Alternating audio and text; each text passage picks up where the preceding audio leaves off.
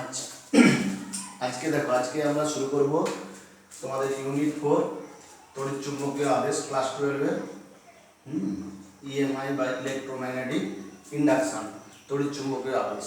আচ্ছা, এর সম্বন্ধে স্টার্ট করতে গেলে আমি ফার্স্ট তোমাদের দেখো কতগুলো ধারণা দিয়ে কিভাবে তড়িৎচুম্বকীয় আবেশের সৃষ্টি হয় সেটা প্রথম বলি। দেখো, ধরো এটা একটা ম্যাগনেটিক ফিল্ড। ওকে, এই ম্যাগনেটিক ফিল্ড সম্বন্ধে তোমরা শিখে গেছো যে ম্যাগনেটিক ফিল্ডের ডিরেকশন কোন দিকে। এই চুম্বক ক্ষেত্রের ডিরেকশন হচ্ছে তোলের সাথে লম্ব দিকে এবং ভিতরের অভিমুখে। তো এই চুম্বক ক্ষেত্রে আমি একটা কুণ্ডলীকে রেখেছি। ওকে, তো এই কুণ্ডলীতে যখন আমি দেখলাম এই বি চেঞ্জ হয়েছে, আমি দেখিনি যে বিজ্ঞানীরা যখন ফার্স্ট দেখছিলেন যে সেখানে কী হয়েছে, এই কুণ্ডলীর মধ্যে যে বি যদি চেঞ্জ হয়, বি এর যদি পরিবর্তন করা হয়, তাহলে কুণ্ডলীতে একটি তড়িৎ প্রবাহের সৃষ্টি হয়। আবার কি দেখা গেল, দেখো যে এরকম চুম্বক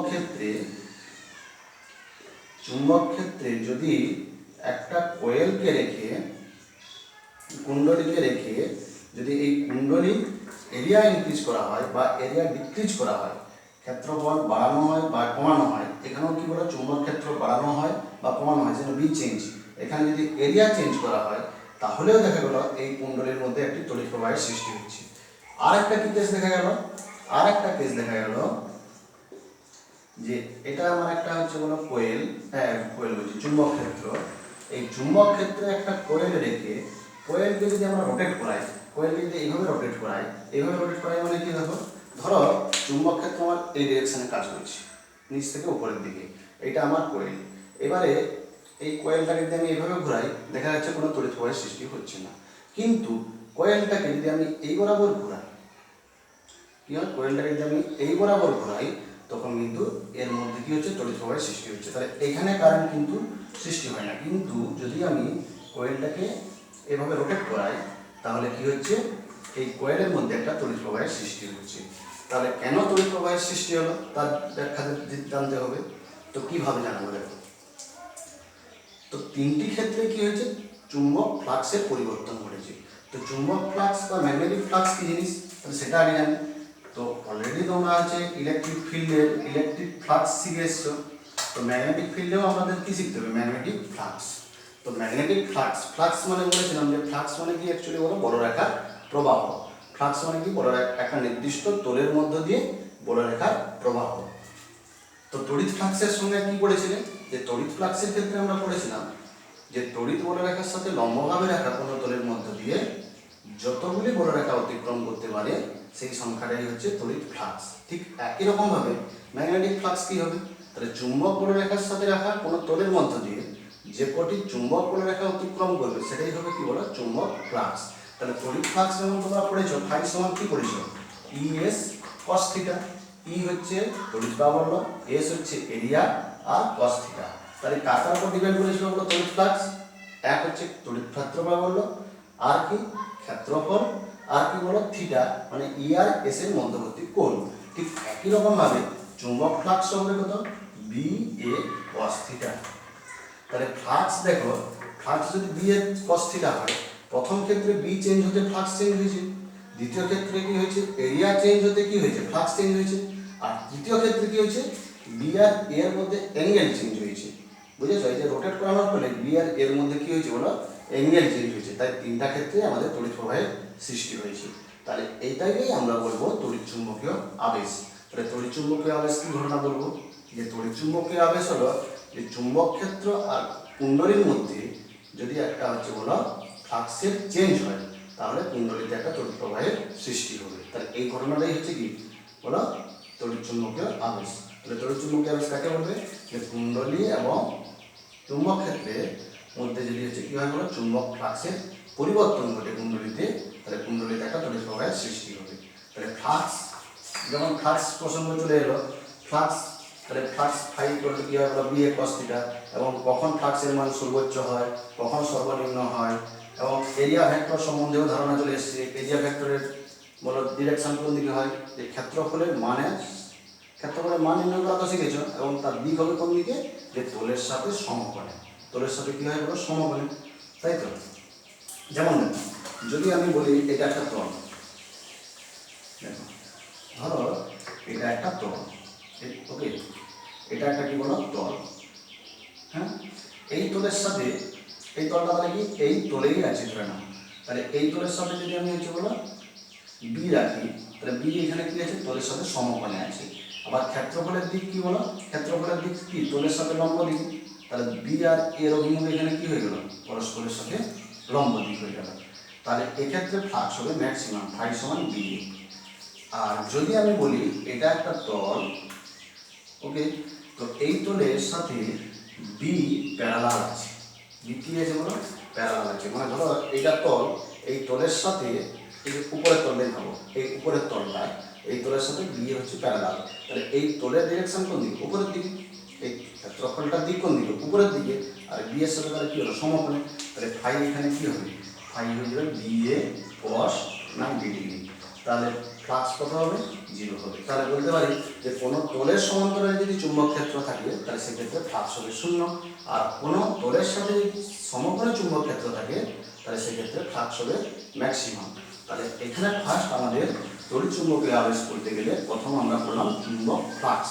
চুম্বক ফ্লাক্স তাহলে কাকে বলা হলো, যে কোনো তলের মধ্য দিয়ে বলো কোনো তলের মধ্য দিয়ে লম্বভাবে যে কটি বলরেখা অতিক্রম করবে তাকে বলা হবে চুম্বক ফ্লাক্স।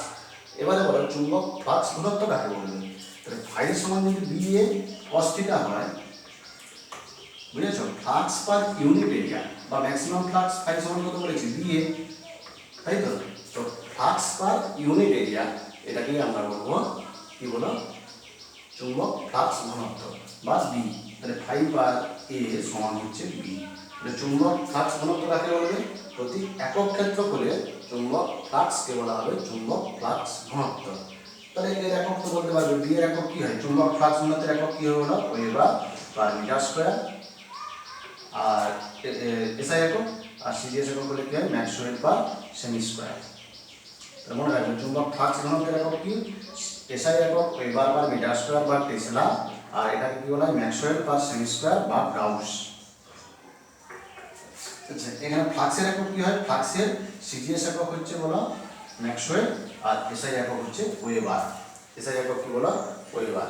এবং মনে রাখবেন যে 1 ওয়েবার সমান 10⁸ ম্যাক্সওয়েল, আর 1 weber per metre square equal to 10⁴ maxwell per সেমি স্কয়ার, বা আমরা বলতে পারি যে 1 টেসলা সমান 10⁴ গাউস। ওকে, তাহলে রিলেশন জানলাম। এবার এখান থেকে ফাই এর হচ্ছে ডাইমেনশন বের করতে পারবে, মাত্রা তোমরা বের করতে পারবে, অবশ্যই বের করতে পারবে, বি এর মাত্রা জানো, বি এর মাত্রা জানো, তাহলে ফাই এর মাত্রা নির্ণয় করবে কত হয় চুম্বক ফ্লাক্সের মাত্রা। তাহলে বলো তড়িৎ চুম্বকীয় আবেশ জানতে গেলে যে প্রথম আমরা যেটা জানলাম চুম্বক ফ্লাক্স, তাহলে বলো যে কুণ্ডলীতে যদি চুম্বক ফ্লাক্সের পরিবর্তন ঘটে তাহলে কুণ্ডলীতে একটি তড়িৎ প্রবাহের সৃষ্টি হয়, তাই তো। এবারে দেখো তাহলে তড়িৎ প্রবাহের সৃষ্টি হলে তাহলে কি হবে বলো, তড়িৎচালক বল হচ্ছে তড়িৎ প্রবাহ সৃষ্টি করে, তড়িৎচালক বলের সৃষ্টি হয়েছে, তাহলে সেই যে তড়িৎচালক বল সৃষ্টি হবে সেটা হচ্ছে ইনডিউসড ইএমএফ।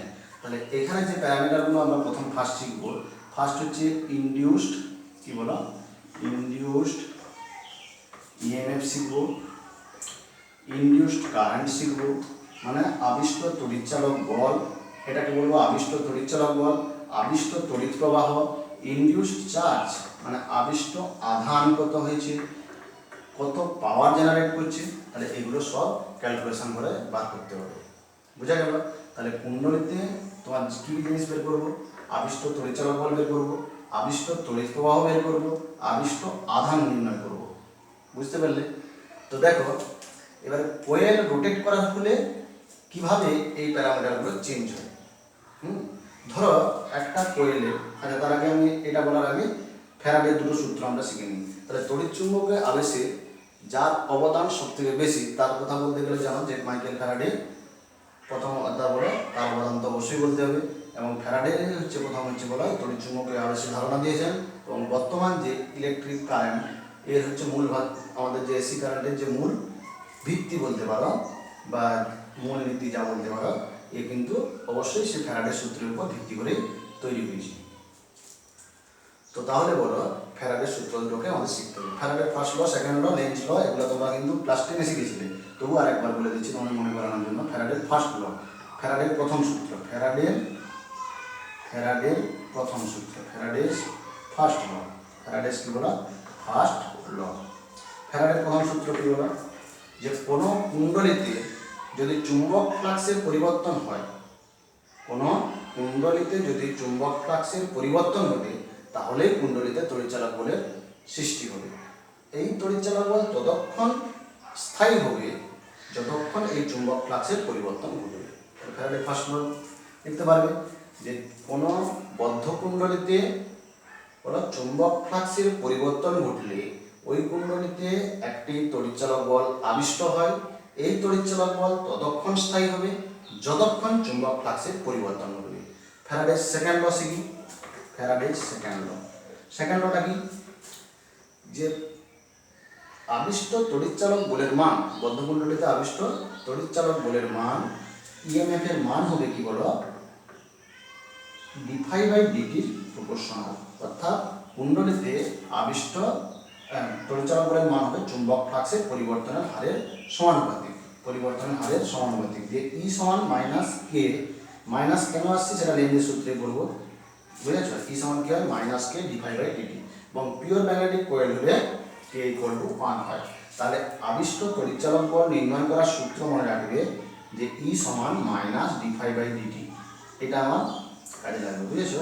E সমান কত হবে বলো, মাইনাস অফ dφ/dt। আবিষ্ট তড়িৎচালক বলের মান কত হয় বলো, E সমান মাইনাস অফ dφ/dt। dφটা কি বলো, ফ্লাক্সের চেঞ্জ, আর dtটা হচ্ছে টাইমের চেঞ্জ।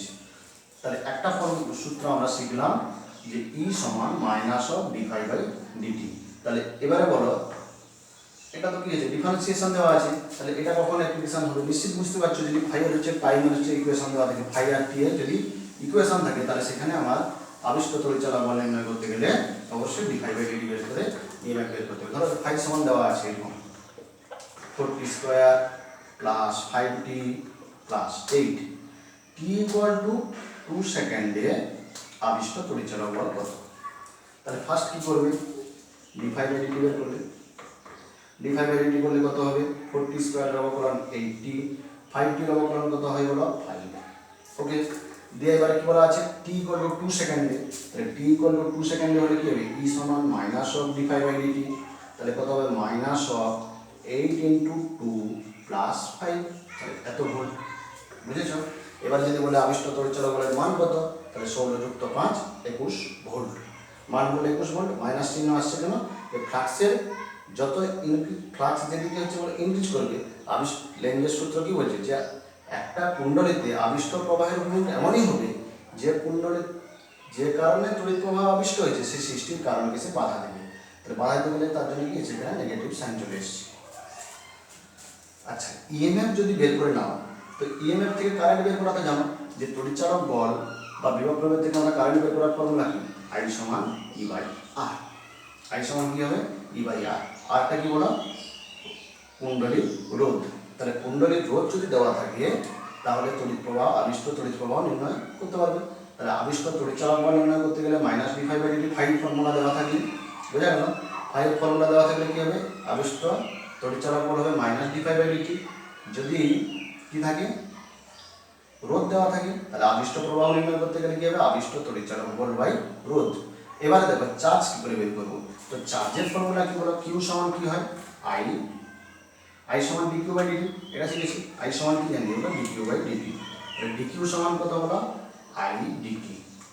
তো এবারে বলো I এর ভ্যালু যদি বসাই, E মানে কত বলো, এখানে minus dφ/dt into dt by r, তাহলে কি দাঁড়ালো বলো, মাইনাস dφ/r। অর্থাৎ চার্জ হবে কুণ্ডলীতে, ইনডিউসড চার্জ হবে যে ফ্লাক্স চেঞ্জ বাই রেজিস্ট্যান্স,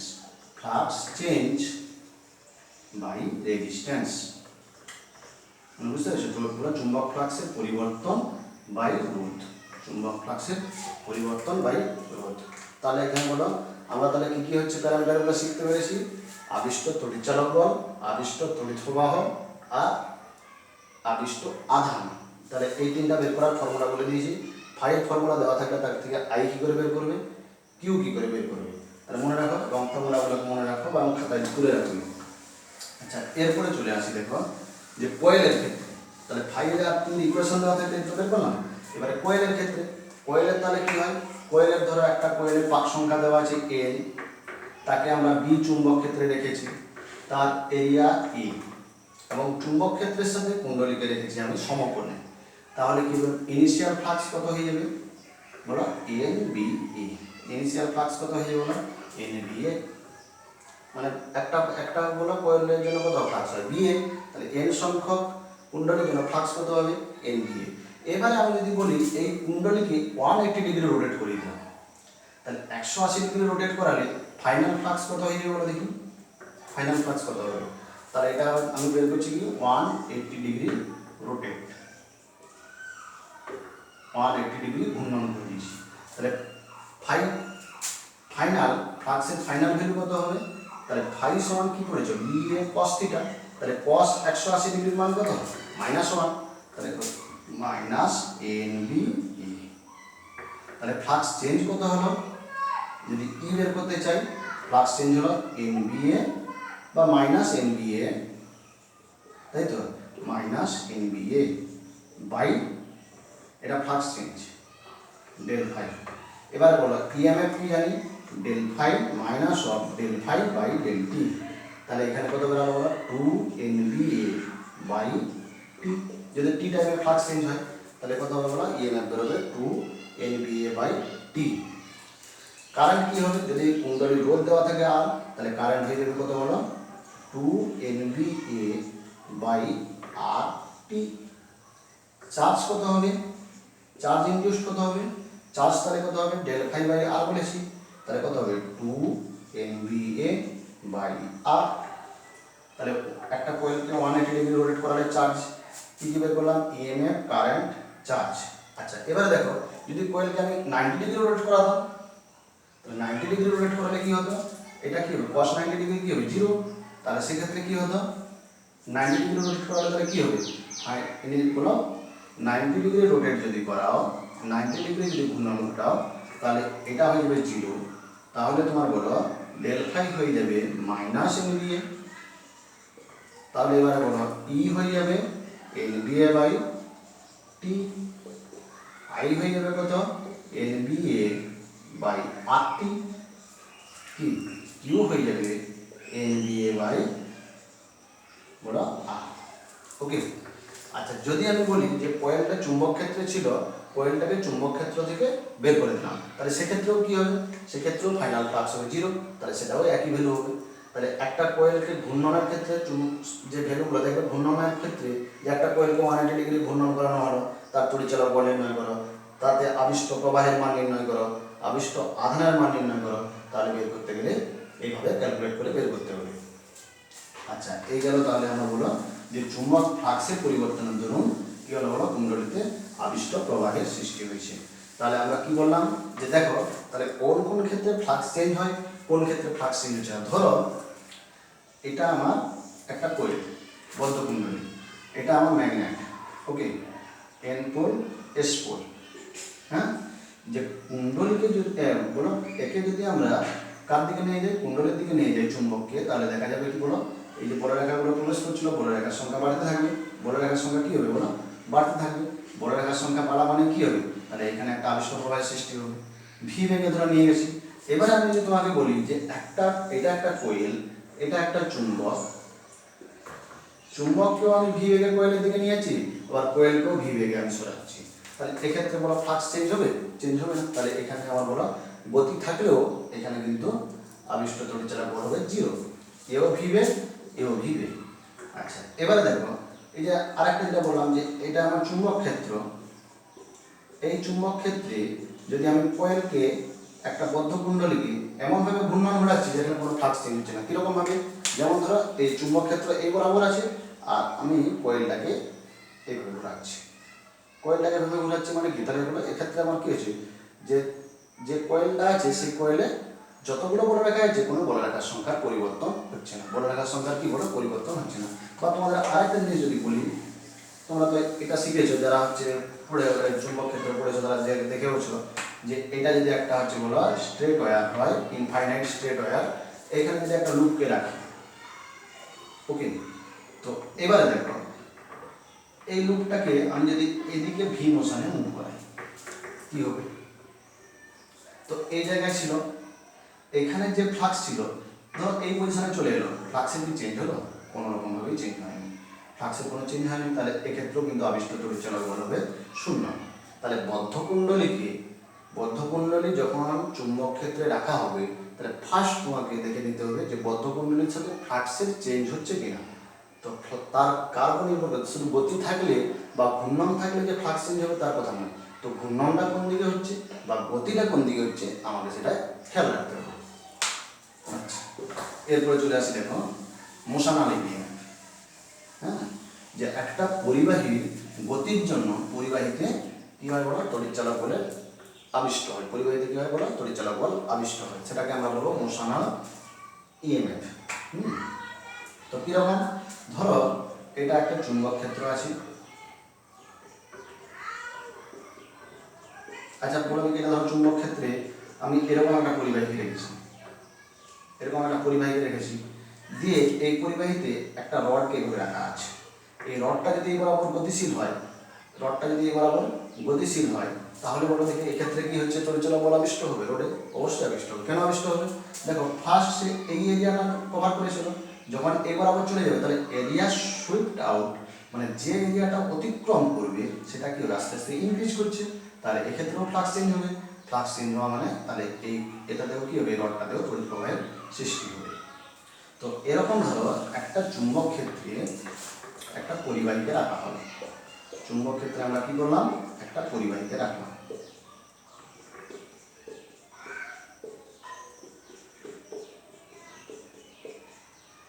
এটা ধরো একটা পরিবাহী,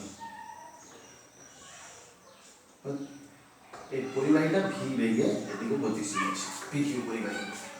তাহলে কি দেখা যাবে বলো দেখি? এই পরিবাহীতে একটা তড়িৎ প্রবাহের সৃষ্টি হচ্ছে, বা পরিবাহীতে দুই প্রান্তে একটা বিভব প্রবাহের সৃষ্টি হয়েছে। তো কেন সৃষ্টি হলো?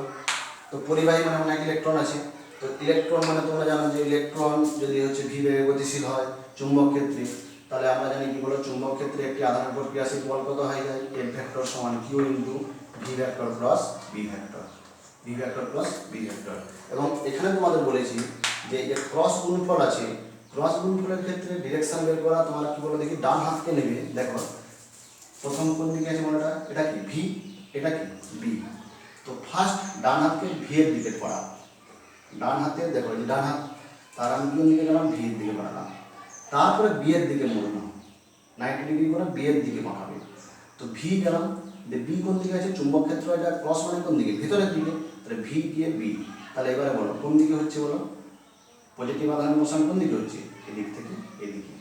তাহলে পজিটিভ আধান যদি এদিক থেকে এদিকে যায়, তো নেগেটিভ আধান বলন হবে কোন দিক থেকে কোন দিকে? এদিক থেকে এদিকে। মানে ইলেকট্রন সব এই জায়গাগুলো আসতে থাকবে, ইলেকট্রন এদিকে আসবে আর পজিটিভ চার্জ এদিকে যাবে, কিন্তু পরিবাহী মানে তো মুক্ত ইলেকট্রন আছে, তাহলে কি হবে? ইলেকট্রন সব এদিকে আসবে, ইলেকট্রন যদি এদিকে চলে আসে তাহলে এদিকে পোটেনশিয়াল লোয়ার হয়ে যাবে, আর এদিকে পোটেনশিয়াল কি হবে না? হায়ার হয়ে যাবে।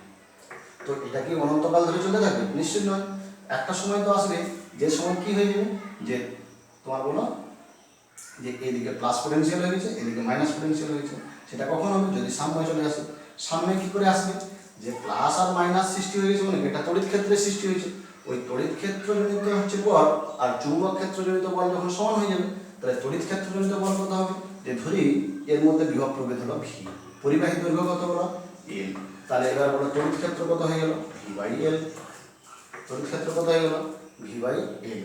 তাহলে বলো আধানের উপর ক্রিয়াশীল তড়িৎ বল কত হয়ে যাবে? কিউই। সেটা সমান কি হতে হবে? চুম্বক বল কিউ ভিবি, বা ই সমান কত হয়ে যাবে বলো? ভিবি। ই সমান কত হয়ে গেল? ভিবি। এবারে বলো তড়িৎ ক্ষেত্রের মান ভি বাই এল সমান ভিবি। তাহলে বলো বিভব পার্থক্য বা ইএমএফ যেটা ইন্ট্রোডিউস হলো, যেটা তৈরি হলো ভি এল বি। তাহলে এটা কিসের জন্য তৈরি হলো? যে একটা পরিবাহী যদি চুম্বক ক্ষেত্রে ভি বেগে গতিশীল হয়, এল দৈর্ঘ্যের পরিবাহী, তাহলে তার দু প্রান্তে যে বিভব প্রভেদের সৃষ্টি হবে তার মান কত হবে? V L B. ভিটা কি? পরিবাহীর গতিবেগ, এল কি বলো? তার দৈর্ঘ্য, বি কি? চুম্বক ক্ষেত্রের মান। বোঝা গেল? এবারে দেখো তো, তাহলে এবার বলো যে একটা পরিবাহীর গতির জন্য কতটা হচ্ছে বিভব গোলকের সৃষ্টি হবে, ভিএল বি, বা এই দুই পয়েন্টের মধ্যে আমি যেটা পি বলি এটা কিউ বলি, তাহলে ভিপি মাইনাস ভিকিউ সমান হয়ে গেল কত এখানে বলো, ভিবিএল, তাই তো? তো ইএমএফ সমান আমরা কি জানি, ইএমএফ সমান d∅/dt, তাই তো? বা এটা যদি আমি ভেক্টর রূপে আমরা লিখতে চাই তাহলে কিভাবে লিখব, এটাকে আমরা লিখব L vector dot B vector cross B vector, B vector cross B vector, বুঝেছো? L dot V cross B. আচ্ছা, এবং মোশনাল ইএমএফ এর অনেক কোশ্চেন আছে যেগুলো হচ্ছে তোমার হচ্ছে কম্পিটিটিভ পরীক্ষায় প্রচুর পড়ে। তাহলে দেখো তোমাদের যেটা বলছি ফ্যারাডের ফার্স্ট ল, সেকেন্ড ল, তার গাণিতিক ইকুয়েশন, বুঝেছো? এবং হচ্ছে কি বলা, একটা পরিবাহীর জন্য আবিষ্ট তড়িৎচালক বল নির্ণয় করা। যেমন দেখো, ধরো এই পরিবাহীটা চুম্বক ক্ষেত্রে, এটা ধরো চুম্বক ক্ষেত্র আছে, বরাবর চুম্বক ক্ষেত্র আছে, হ্যাঁ, পরিবাহী কিরকম যাচ্ছে, এটা পরিবাহী এইভাবে যাচ্ছে, ভিবে যেটা হচ্ছে 37 ডিগ্রি অ্যাঙ্গেল করে গেছে। কত অ্যাঙ্গেল আছে, 37 ডিগ্রি। তাহলে এবারে বলো দেখি, এখানে তোমার হচ্ছে আবিষ্ট তড়িৎ, এখানে ভি ক্রস বি ডিরেকশন কোন দিকে হবে, তাহলে ভি ক্রস বি, ভি এইদিকে, বি এইদিকে, তাহলে ভি ক্রস বি কোন দিকে হবে, এবার মানে ভি এর সাথে সমকোণে, ভি এর সাথে সমকোণে এটা হবে কি, এটা হবে ভি ক্রস বি এর ডিরেকশন। এবারে যদি তোমাকে বলি যে ধরো একটা ডট আছে, তাহলে এবারে বলো এটা পরিবাহী, এই বরাবর ভি বেগে গতিশীল হলো 37 ডিগ্রি। তাহলে বলো এখানে তোমার ভি ক্রস বি ডিরেকশন কোন দিকে হবে, ভি ভি বি, দেখো ভি বি উপর দিকে, মানে এটা আমার এই বরাবর হলো, বুঝছে? তাহলে এই অ্যাঙ্গেল কত হয়ে গেল, 53 ডিগ্রি। ওকে, আচ্ছা তুমি বলো এটা যদি 37 ডিগ্রি হয়, আমরা দেখো এখানে আমি ইএমএফ এর যে এরা বললাম আবিষ্ট তড়িৎচালক বলে যে ভেক্টর রূপটা বললাম, এল ভেক্টর ডট বলো V vector cross B vector, তাহলে ভি ক্রস বি এর সাথে এল এর কোণ, তাই তো? ভি ক্রস বি এর সাথে এল এর কোণ, তাহলে এটা কার ডিরেকশন হলো, এটা হলো ভি ক্রস বি। তাহলে এখানে আমার আবিষ্ট তড়িৎচালক বল কত হবে, যদি আমি এবারে বললাম এটা লিখে দিই, পিভিএল লিখে দিলাম cos 53 ডিগ্রি, cos কত ডিগ্রি হবে, 53 ডিগ্রি, cos 53 ডিগ্রি মান জানো, cos 53 ডিগ্রি মান কত হয় বলো, 3/5, তাহলে 3/5 বিভিএল, বুঝেছো? এবং কোন দিকে হায়ার পটেনশিয়াল হবে বলো, এই বরাবর হায়ার পটেনশিয়াল দ্বারা কোন দিকে হবে, এটা হায়ার হবে, এটা লোয়ার হবে। এটা যদি এ হয়, এটা যদি বি হয়, তাহলে আমি এখানে লিখব কি বলো, ভিবি মাইনাস ভিএ, বুঝা গেল? ঠিক আছে, আজকে এই থাকবে, এরপরের ভিডিওতে বিটের হিসাব আর বলবো।